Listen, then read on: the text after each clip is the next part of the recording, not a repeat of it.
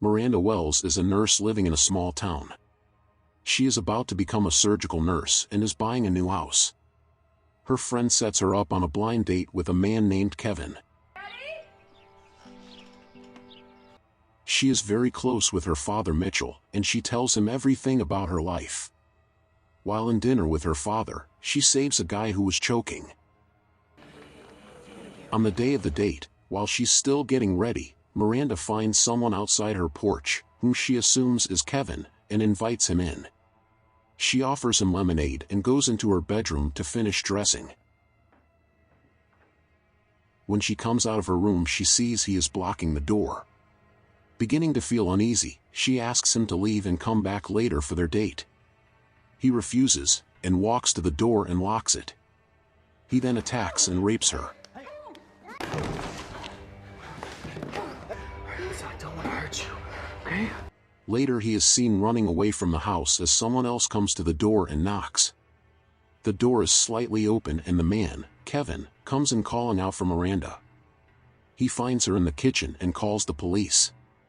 Miranda is next seen in the hospital, beaten, and having a rape kit and photos taken by the police.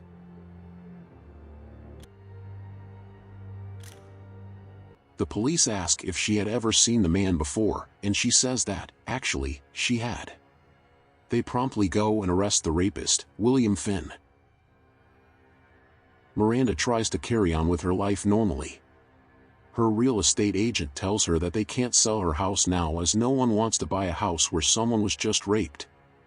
While icing a cake at home, she notices a tremor in her right hand and realizes that she can't work in surgery because of it.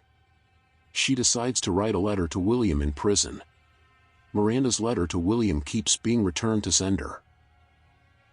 She continues to resend the letter and finally receives a response and goes to visit William.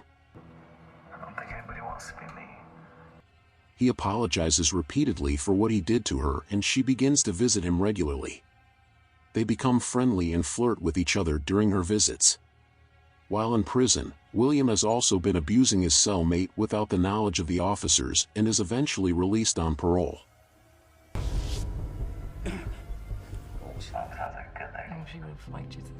Meanwhile, Miranda also befriends her father's aggressive dog by feeding him treats. The dog gets sick, stops eating, and eventually dies.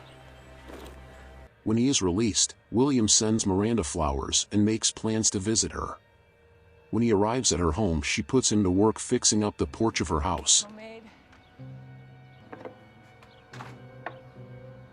They continue to flirt, but she never allows him into her house.